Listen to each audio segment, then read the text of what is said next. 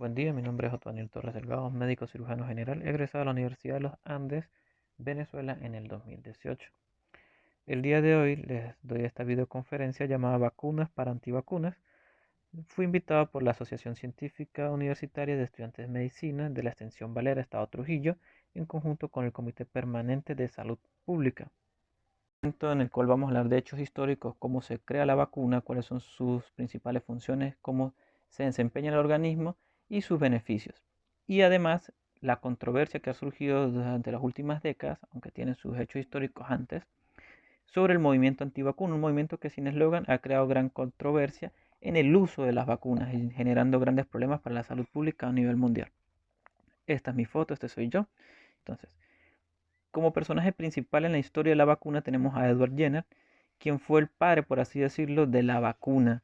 Antes de él existían innumerables hechos históricos en el cual se conoció como inoculación o variolación, que era simplemente aplicar unas secreciones de algunas infecciones en alguna persona, puede ser una herida en la mano, el cual desarrollaba ciertos síntomas, pero no desarrollaba la enfermedad y así crea un sistema inmunológico contra las enfermedades.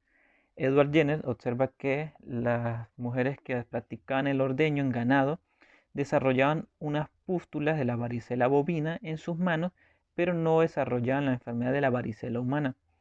Por lo que él determina que al estar expuestos a estas previamente, pueden desarrollar un sistema inmunológico en contra de la enfermedad humana, y es así como él hace su hipótesis y practica inoculando a Jane Fields, un niño de 8 años, hijo de su jardinero, un raspado de pus de las ampollas de viruela que presentaba una de las lecheras de su terreno, que era Sala Nelmis. Esto lleva a que el niño desarrolle síntomas leves de la viruela, pero más que todo fiebre y malestar general, pero no desarrolla como tal la enfermedad. De allí que entonces se considera que él es el principal creador de la vacuna, haciendo apogeo en 1796. Este tipo de vacuna se empezó a aplicar a nivel mundial. De hecho, se hace una expansión que se conoce como expansión de Balmits, que es una misión de 3 años en las Américas, Filipinas, Macao y China, en la que se inocula a todas las personas, pudiendo así disminuir la cantidad de viruela a nivel mundial. Acá podemos ver más o menos un esquema de lo que era Edward Jenner aplicando su primera inmunización al niño que comentamos de 8 años. Pero en sí, ¿qué es la vacuna? Según la Organización Mundial de la Salud, es una preparación, cualquier preparación destinada a generar la inmunidad en contra de alguna enfermedad, estimulando la producción de anticuerpos. Esto puede ser aplicado a diferentes medidas, de diferentes formas, perdón, métodos, que más adelante vamos a hablar de cuáles son. Las vacunas vienen del latín, que significa vaca o vacuno. De allí que el nombre pues tiene cierta controversia con lo que sí en realidad sería, pero es por su hecho histórico en el origen. Bien, entonces la vacuna lo que va a producir es una inmunización, y en el organismo tenemos dos tipos de inmunización. Tenemos la inmunización pasiva y la activa. La pasiva, vamos a hablar primero de ella porque no nos vamos a encadenar tanto en ella, es la que proporciona protección transitoria no activa, no genera memoria, y podemos de ejemplo que son los anticuerpos maternos. No va a activar el sistema inmunológico como tal, porque en ella lo que estamos inoculando son anticuerpos. Entonces los anticuerpos, como ustedes pueden ver, hay unas formas de Y.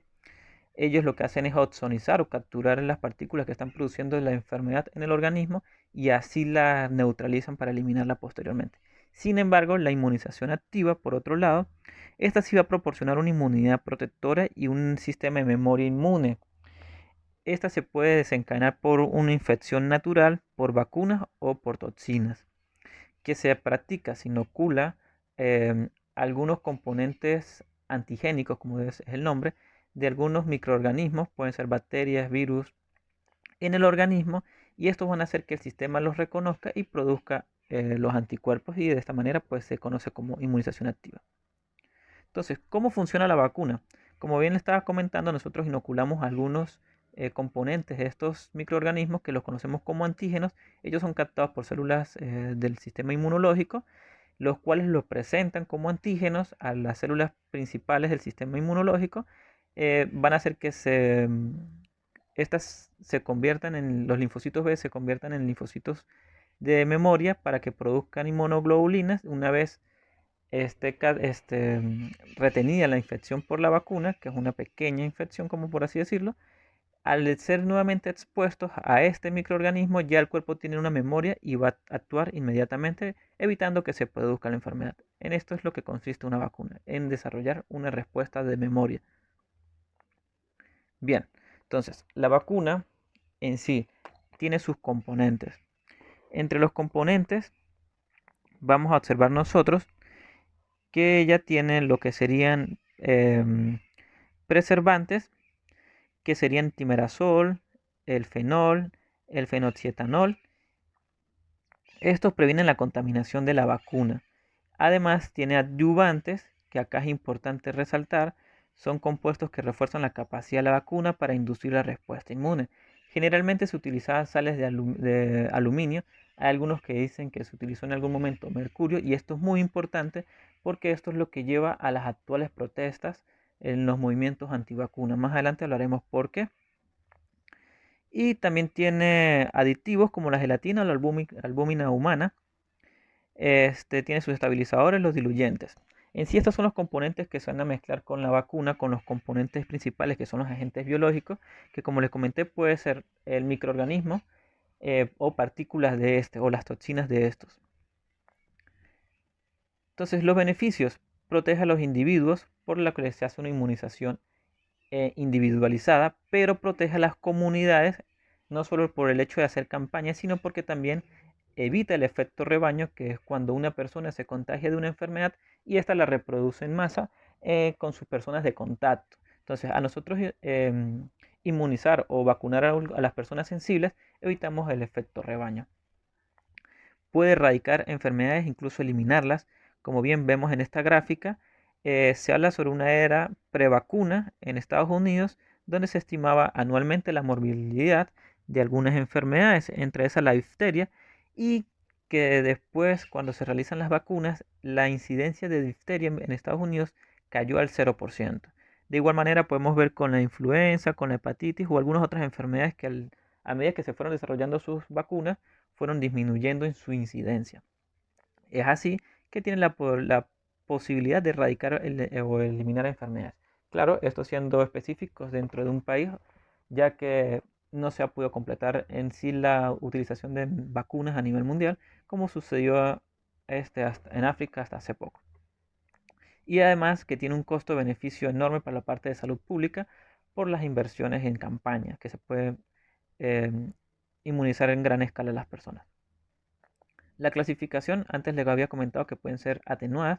Las vacunas se clasifican en vivas atenuadas o muertas. Las vivas atenuadas son aquellas que pasan por un proceso en el que el microorganismo pierde virulencia, pero no pierde la capacidad antigénica. Por ello es capaz de desarrollar de estimular el sistema inmunológico para producir para producir inmunidad a una enfermedad.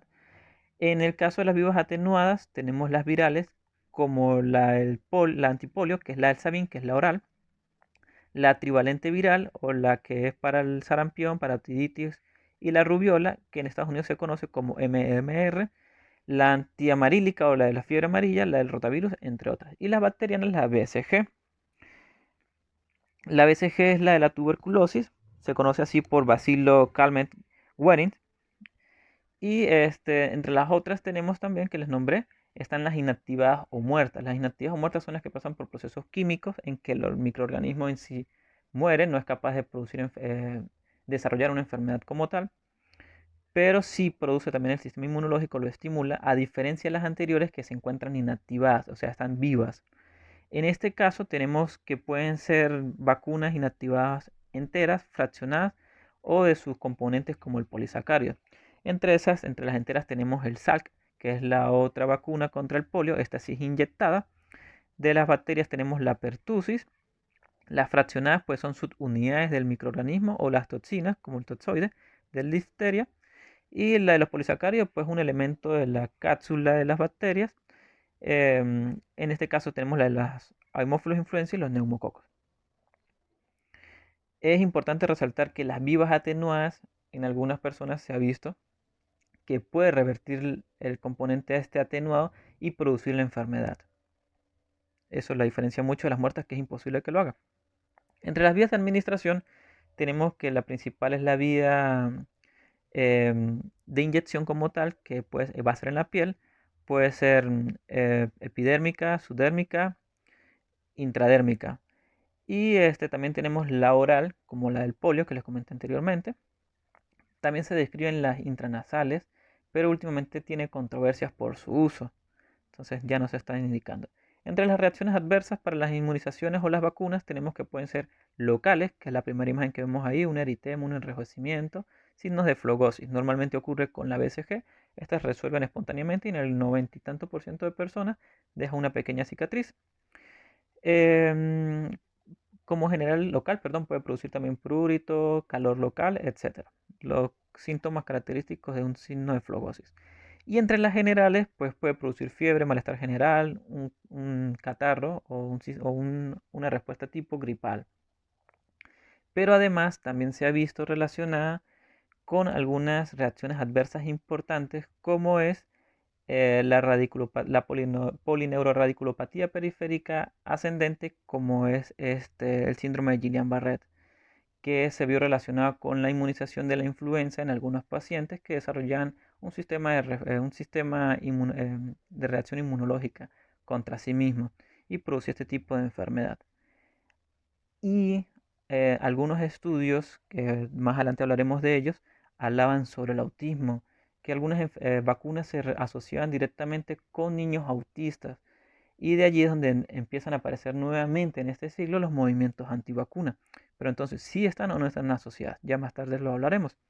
Entonces, como hechos históricos en relación a los movimientos antivacuna, tenemos que cuando Edward Jenner en 1796 desarrolla su vacuna, 2 años después las personas empiezan a protestar porque dicen que es algo insoluble, poco cristiano o de uso de criaturas inferiores. Hay rechazo por la parte política religiosa en el uso o en el método de vacunas por el simple hecho de cómo venía desarrollándose y empiezan protestas. Para el final del siglo XIX, la viruela hace un apogeo en Inglaterra, en Leicester, en donde las personas se hacen, se ponen, se están en contra de la vacuna y empieza a aparecer este brote. Esto lleva a confrontación entre el gobierno y las personas de este poblado de Inglaterra, que dura aproximadamente 100 años. El Estado empieza a hacer medidas de uso obligatorio, sobre todo Gran Bretaña dice que las vacunas son gratuitas pero obligatorias. Las personas en Inglaterra no están de acuerdo con esto, siguen las protestas, el gobierno decide meter preso a quien no lleve a vacunación a sus hijos y entra en un conflicto moral. Entonces Leicester hace su propio legado, su propio movimiento, que es anti la vacuna. En 1877 es cuando tiene su mayor apogeo este movimiento que inició en 1869. Y las protestas siguen siendo masivas porque ellos están en contra de vacunas. Dicen que es un organismo que les va a producir más enfermedad, más daños, que hay personas que mueren con la vacuna, lo cual fue cierto. Hubo personas que sus hijos fallecieron después de la vacuna, pero como les expliqué, no estaban adecuadamente hechas y podía surgir que la persona adquiría la enfermedad realmente. Y la viruela pues era una enfermedad grave. Pueden ver en la imagen un niño con viruela que desarrollaba las pústulas a nivel facial. Esto ataca completamente el sistema, el organismo y podía producir una muerte. Las personas se preocupaban por esto, decían que había mayor riesgo que beneficio. El gobierno quería prevenir la enfermedad porque se habían visto grandes resultados y continúan las protestas. Pero después de esto, el gobierno decide disminuir de manera abrupta su obligatoriedad, por así decirlo, a las vacunas y permiten que las personas puedan escoger, pero tratan de hacer que sí se vacunen. De este modo, cuando en 1892 y 1894 la viruela regresa a Gran Bretaña, al Reino Unido, la población contagiada disminuye. Y bueno, como les explicaba, en 1898, pues las personas pueden optar por vacunarse. Ya para el siglo XX, la viruela regresa al Reino Unido, pero como ya estaban vacunados, ya están inmunizados, no hay un gran número de casos. Sin embargo, es importante resaltar que en- hubo 400 millones, perdón, de personas que murieron en el primer brote de viruela a nivel mundial. Por eso era tan importante la inmunización en ese momento. Bien, entonces en el siglo XX pues regresa, no hay un gran número de casos, no hay gran afectación. La viruela fue erradicada de Europa y de América del Norte en este siglo, por lo cual la Organización Mundial de la Salud para 1959 y 1967 lanza un programa de erradicación global, incluyendo las Américas y el resto de continentes principalmente. De esta manera pudo vacunar a todo el mundo y de esta manera desaparece lo que era la viruela. Para 1977 aparece otra controversia en el hospital en el Hospital for Sick Children, para el cual aparecen reportados 50 niños con complicaciones neurológicas posterior 24 horas a aplicarse la DPT. Esta es la vacuna contra la difteria, la pertusis y la tosferina. Perdón, la toxoide tetánica. Resulta que sí se presentan algunos casos de niños que presentan esta complicación y empiezan a desacreditar la vacuna. De allí que se forman grupos que se llaman Padres Juntos en Desacuerdo o DPT en acrónimo en forma de burla a la vacuna DPT. Se sigue en un reporte de último caso de viruela registrado en Somalia en 1977, por lo cual ahí consideran erradicada la enfermedad. Y en 1994 vuelve a aparecer la DPT por una Miss Universo, Miss América, que supuestamente, reporta su madre, había quedado sorda después de haber sido inmunizada con la DPT. Un hecho que después su médico refuta y dice que fue por un tratamiento que ella tuvo de una otitis que se complicó y había quedado sorda. Entonces desmiente el hecho de la vinculación con la DPT. Y para el año de 1998 aparece el médico famoso perdón, Andrew Wakefield, que él y sus socios publican un trabajo, el cual es publicado en Lancet, en una gran revista inglesa, en el que relacionan el autismo con las vacunas, sobre todo con la vacuna de la triple viral, la de sarampión, parotiditis y rubiola o la MMR, en el cual él hace un consenso en el que dice que la mayoría de los niños que los niños que tienen autismo, perdón, tienen en su organismo el microorganismo, el micobacterium tuberculosis en su intestino y lo asocian con niños que han sido vacunados que no la presentan y hace una relación estadística en el que da positivo, o sea, es estadísticamente importante y se define, según su estudio, que esta vacuna desencadenaba por alguna manera a las personas, a los niños, a desarrollar, a desarrollar lo que es el autismo. En el siglo XXI, activistas citan el método Leicester para las protestas a nivel mundial. No están de acuerdo con que el gobierno implante medidas de salud pública obligatorias en la vacuna. Sin embargo, en el 2010, The Lancet, la revista en la cual publicó Andrew Wakefield, se retrata el estudio de este doctor publicado. Se dan cuenta que hay conflictos de intereses en su publicación, de que hay datos manipulados, hay falsificación de datos y eliminan el trabajo publicado en su revista. El médico inglés pierde su prestigio, pierde su licencia y no puede volver a ejercer como médico, pues se involucra a nivel profesional. Fue financiado para otras personas para que hiciera este tipo de estudios e ir en contra de las vacunas. En el Reino Unido en el 2018 entran en crisis porque las vacunas en menores de 5 años descienden en cifras importantes. Ya las personas no quieren vacunar a sus hijos por miedo a que la DPT le produzca complicaciones neurológicas, a que desarrollen enfermedades y se mueran, o que desarrollaran un autismo como tal. Para el 2019, la Organización Mundial de la Salud dice que esto es una de las principales amenazas para la salud pública, entra entre las 10 principales amenazas, el hecho de no vacunarse. El movimiento antivacunas sigue ganando fuerza, más que todo a través de las redes sociales.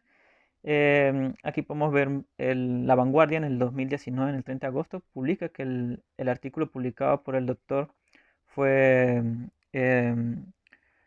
perdón, Lancet se retracta de esto y desacreditan al doctor.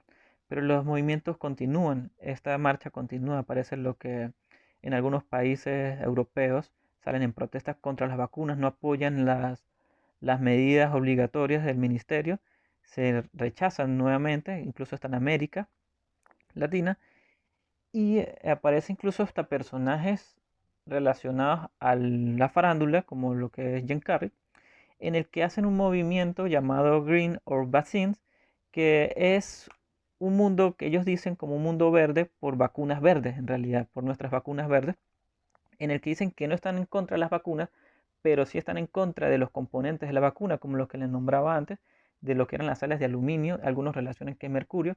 Jim Carrey y sus seguidores decían que estos hacían que las personas pudieran ser manipuladas mentalmente por sus elementos o que puedan causar intoxicación, lo cual también algunos médicos homeopáticos clasifican como lo que es una impregnación tóxica en el organismo por las sales de aluminio. De allí que nuevamente este movimiento toma más fuerza y empiezan a ver nuevamente la deficiencia o perdón, el descenso en las cifras de inmunización. Sin embargo, pues bueno, algo que olvidé comentar entre los beneficios de las vacunas es el efecto no específico, los efectos no específicos que se relacionan con que además de cubrir para cierta enfermedad, tienen algunos otros beneficios. En el caso de la BCG, se ha visto que está relacionada con la disminución en el cáncer de próstata, estimulando el sistema inmunológico y previendo la enfermedad. Y actualmente se puede ver también con esta vacuna que en la enfermedad que está ahorita a nivel mundial, la pandemia, el coronavirus, el COVID-19, en Estados Unidos se ha visto relacionado que las personas que están inmunizadas con esta BCG, con esta vacuna, su toque de enfermedad por el COVID es más leve, es menos sintomático o que las personas resuelven más rápidamente la enfermedad. Esos son efectos no específicos, pero que están contribuyendo y se están estudiando. Es otra de las importancias de la vacuna. ¿Qué pasa? Las personas protestaban porque decían que también tenían en Estados Unidos, por ejemplo, un derecho que era pro la libertad. Ellos podían escoger hasta qué punto, o sea, ellos podían escoger la libertad de su cuerpo de no ponerse cosas o no utilizar cosas que fueran que el Estado les estuviera imponiendo. Pero el Estado evalúa o sopesa entre el beneficio de hasta dónde la libertad de una persona puede influenciar el bienestar social y allí es donde empieza nuevamente el conflicto. Sin embargo, pues han habido países donde disminuye la aplicación obligatoria de algunas vacunas y esto nos lleva a muchos problemas. Por ejemplo, acá les tengo, ¿cuál es el problema por no vacunarse por las inmunizaciones? Y vamos a ver algunos em, artículos, algunos encabezados de algunos periódicos. Por ejemplo, en México, El Sol de México dice, crece el rechazo a vacunar a los niños en The Guardian, perdón, en el Reino Unido, dice medio millón de niños en riesgo del el sarampión al rechazar sus vacunas, al perder sus vacunas. De igual manera pasa en París, en Francia, regresa el sarampión, es de importancia. Y vamos viendo como estadísticamente a raíz de la época de las vacunas hacen un fluctuamiento en descenso y luego vuelven a subir. Por lo menos podemos ver en este caso la difteria, desde 1980 hasta el 2016, cómo ha ido aumentando la incidencia. Este es un esquema que publicó la Organización Mundial de la Salud en el 2017 y podemos ver cómo va aumentando desde esta época la incidencia de la difteria, una enfermedad que fácilmente había sido erradicada por la vacuna, la DPT, pero como les comenté, por los miedos a las complicaciones neurológicas y todas estas otras cosas que se empezaron a inventar, hace que la gente dude de ella. Incluso en el 2018 España reporta un caso que ellos llamaron alarmante allá en España porque apareció un niño con difteria, el cual pues hizo que ocurrieran con las medidas sanitarias adecuadas para poder vacunar nuevamente a todos. Em, tenemos sarampión, la distribución de casos, meses y regiones por la Organización Mundial de la Salud, publicadas del 2015 al 2019, vemos como nuevamente vuelve a aumentar este número de incidencias de sarampión. Este, otra enfermedad que se puede prevenir fácilmente con inmunizaciones, con la vacuna. Y acá tenemos un esquema también publicado por la Organización Mundial de la Salud a nivel mundial. Vemos como desde 1981 La difteria va ondulando. En azul es cuando la vacuna tiene un por encima del 90% de cobertura en los países, pero a través de que van pasando los años hacia el presente, va cambiando los colores a rojo en algunos países. Esto quiere decir que la cobertura está por debajo del 50%, lo cual es un peligro en la salud pública. Fíjense, el ondulamiento entre los países de América siempre se ha mantenido azul. Sin embargo, entre las partes centrales, en las islas centrales del Caribe y Venezuela, va variando. Fíjense que esto llega hasta el 2016. Lo más importante, lo relevante con este esquema es como ustedes ven que a inicio del flujo, todos los países en su mayoría están en rojo y poco a poco van aumentando su cobertura y así desapareciendo la enfermedad de la difteria. Sin embargo, pues bueno, por algunos problemas sanitarios políticos en algunos países se han modificado las normas para complacer en cierto modo a su población y pues la enfermedad surge nuevamente. En el caso de los países europeos, en la parte central, pueden ver ahí cómo van cambiando los colores y en el parte del continente africano, pues siempre hay un problema con las políticas de los países, perdón, y no es tratado completamente. Venezuela actualmente pues carece un poco de la parte de salud pública, las enfermedades se han visto surgiendo. Más adelante les voy a comentar qué pasa con estas personas en Venezuela que han emigrado. Acá tenemos otro esquema de 1998. Este es del sarampión. Igualmente, fíjense cómo va ondulando. Igualmente, por debajo del 60% en este caso está en rojo y por encima del 95% está en verde. El ondulamiento entre las inmunizaciones, fíjense que va variando muchísimo. Aparece el sarampión en los países africanos, sobre todo en países europeos donde antes había estado radicado. Y esto va haciendo un movimiento fluctuante.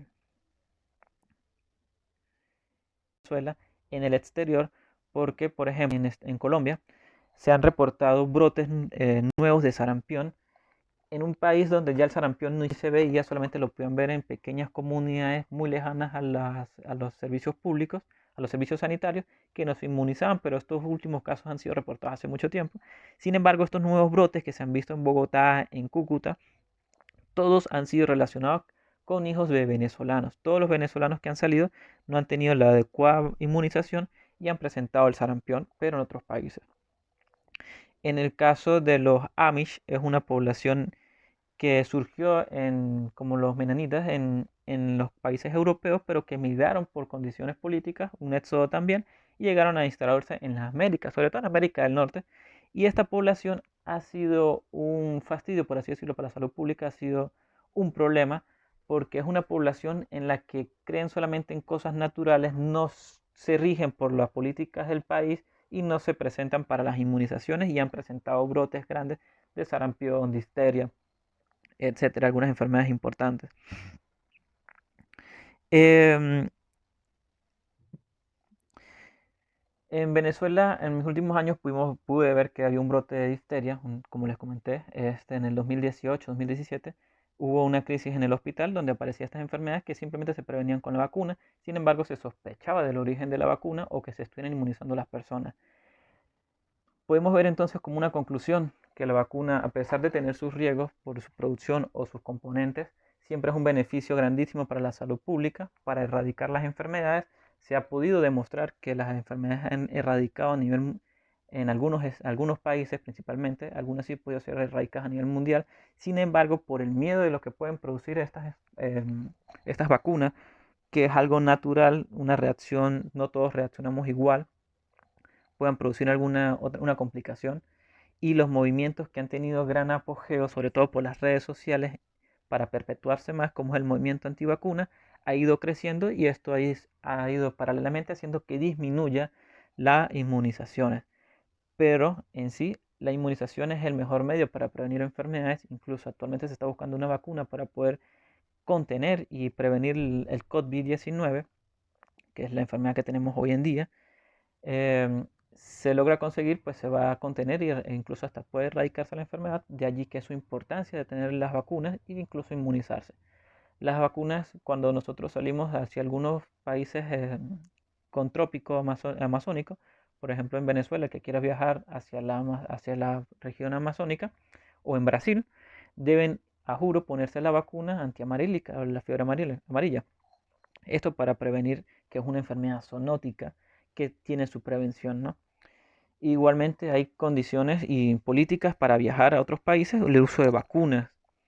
Pero como bien, pues la población ha exigido y pues ha ido reduciendo la obligatoriedad del uso de estas vacunas. Sin embargo, como bien les comento, es de gran importancia el uso de las vacunas para poder llegar a erradicar las enfermedades.